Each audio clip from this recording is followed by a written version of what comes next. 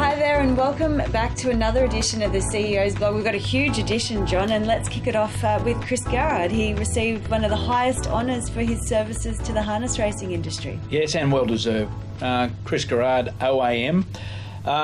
He's done a hell of a lot of work both in administration, in support of clubs, but a place where he doesn't ever seek recognition, and it may not be known as his humanitarian efforts. If he sees someone down and out, whoever they may be, he's always the first to offer something. So to CJ Garrard, congratulations, OAM.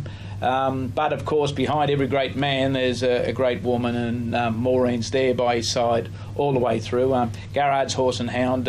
Where would any track be, just about in Australasia, without one of their shops on board and some of their sponsorships? So well done. Okay, let's change the tune and talk about drought relief. You have an update on that, John? Yeah, the news that we talked about last week was what's happening in harness racing New South Wales. The board of directors, Rod Smith and the other members, last week decided or contemplated on an extension of the drought relief. So we'll roll this out right out to the 30th of June. The drought isn't just going away. There's better rain around, but it'll be around for a bit longer. So the feed subsidy assistance, that's the transport assistance, is still in place until June 30. The cost of the industry, around $750,000. So harness racing is certainly doing its bit to support our participants and in this terrible drought that we're in. Yeah, okay. What's it like out at Wagga?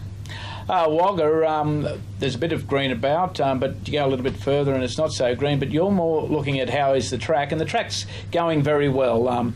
We've had to actually shuffle back a week. Our trials will be a week further back. Our first day meeting will be a week further back, but that does not interfere with where we are with the opening, the official opening on Sunday, the 10th of March. Just being absolutely sure that we've got everything in place, so we get an occupational certificate and we can get into this new track and certainly enjoy some fabulous racing that will occur there. So what date is the soft meeting prior to the official opening on March 10? Well, there's actually two, and they'll be on Monday. I think it's Monday the 18th is the first of the soft meetings. The following week it's Monday the 24th. If I can get my dates right, but before then, on the 12th of February, we expect to have trials. So it's all systems go. There's a lot of people working on that site, and they're working very hard in extremely warm weather. So we're just being that little bit cautious, as I say, and we'll hit the mark. Okay, and there's been plenty of work happening at Penrith as well. Yeah, Penrith, and this is something that we've spoke about previously. We can't afford to lose race meetings, and we can't afford to lose race meetings when it comes down to the track surface. So the club did the right thing, approached Harness Racing New South Wales. We've had our contractors in there. We've basically done a resurface of the top few centimetres of the track. So they'll trial tonight. Yeah. 9 trials, I think. Yeah, 9 trials tonight at Penrith, and then we'll race.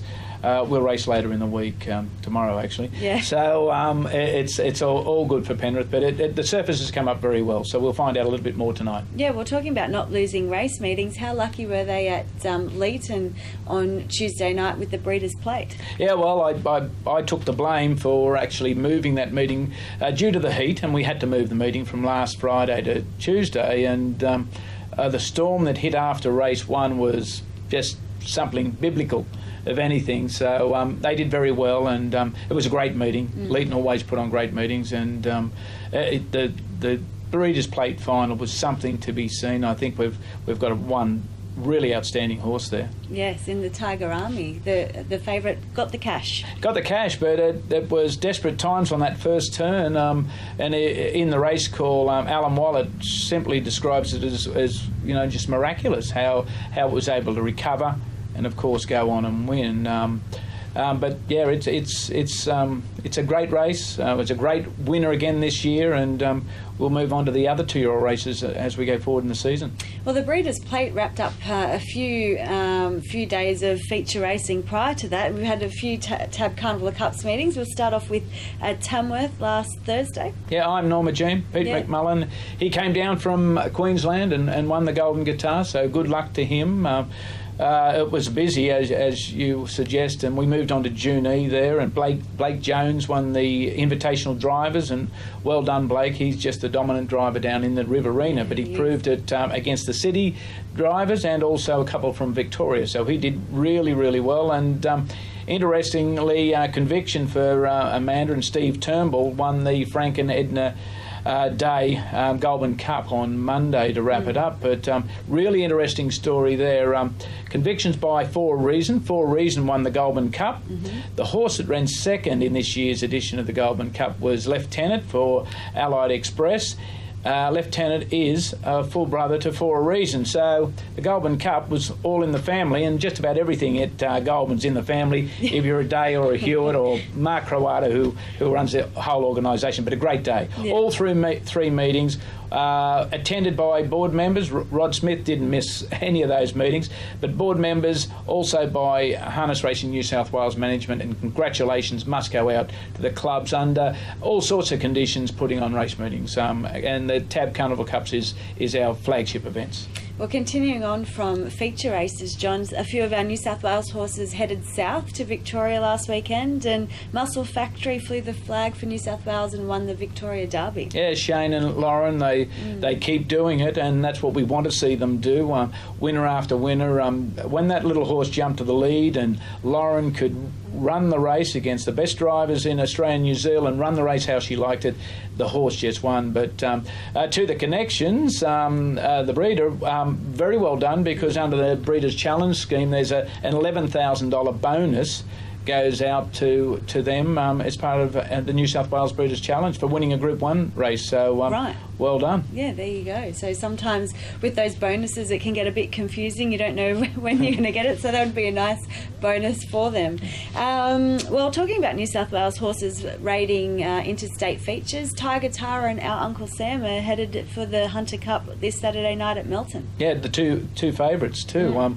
I think that shows how strong the harness racing is in New South Wales when we can send 2 horses down there, or have 2 horses representatives, and they be favourites. Mind you, the barrier draw has fallen very well with them. I think Our Uncle Sam, Lucky Chris Frisbee, always misses out on those barrier draws, but he's in barrier 1, and Tiger Tara's in 3. So a great race. I'm clearly predicting Quinella, but I won't go which way that'll be. So maybe similar to the Inter-Dominion. They're the 2 favourites with tab fixed odds anyway. John, it's been some tough times for the Maitland Harness Racing Club. They've had the passing of community members Frank Norris, Norm Kirkwood, Sam Patterson and John Saxby. Yeah, it is disappointing as these loyal participants in the industry pass on, and our condolences go to all the families of all those fine men. But for Frank Norris, he is an absolute stalwart of the industry. He ran the Maitland Club for so many years as the secretary, and then when he gave that away and handed the reins over, he took up another set of reins and was a trainer driver. And the best I can remember of his was Jeb's Melody, that won a Bohemia Crystal Free for All, which is part of the Miracle Mile Carnival. So to the family and friends of all 4 gentlemen, our condolences. Exactly. You just touched on it, Miracle Mile Carnival. It's looming large, and during that time, it's also the Team Teal campaign, which kicks off this Friday. Yeah, so soon. Only last year we were all enthused about the efforts of the girls, and Kerry Ann Turner's our ambassador this year, trainer, driver, ambassador, and we really hope that these girls can win plenty of races, because the money that we put in and the money that TAB put in to ovarian cancer research is a really worthy cause. If anybody out there wants to, sponsor one of the girls to win races and contribute to the fund, well, we welcome it. They only really have to contact us here at Harness Racing New South Wales, and we'll set them up. And it's all tax deductible, of course, recognised charities. So it runs for a month. It concludes with in New South Wales with the Miracle Mile. So it'll be really strong all the way through. Yeah, and you have a bit of an update on what Harness Race in New South Wales will give back to the Women's Cancer Foundation when Kerry Ann wins a race. Well, if Kerry Ann wins a race as a driver, we double the money, so it's $100 as a driver. And as a trainer, we also contribute it, because it's generally only on drives, but there's another $100. So, Robbie, you might have to hop off, and Kerry Ann might have to take all the steering for the next month. And we certainly a worthy cause and a great effort that we can outmatch the Victorians, I think it is, in the amount of money that we raise. Yeah, well, all the girls are looking forward to it. John, I think we've covered most things off. Is there anything else you want to add to this edition? Only that there'll be more next week, we'll have another announcement. It's not planned that way, but the proactive board of Harness Racing New South Wales keeps on looking at where we can go forward and rolling things out that are in the best interest of harness racing. All right, well, we all look forward to it. Thank you, Amanda.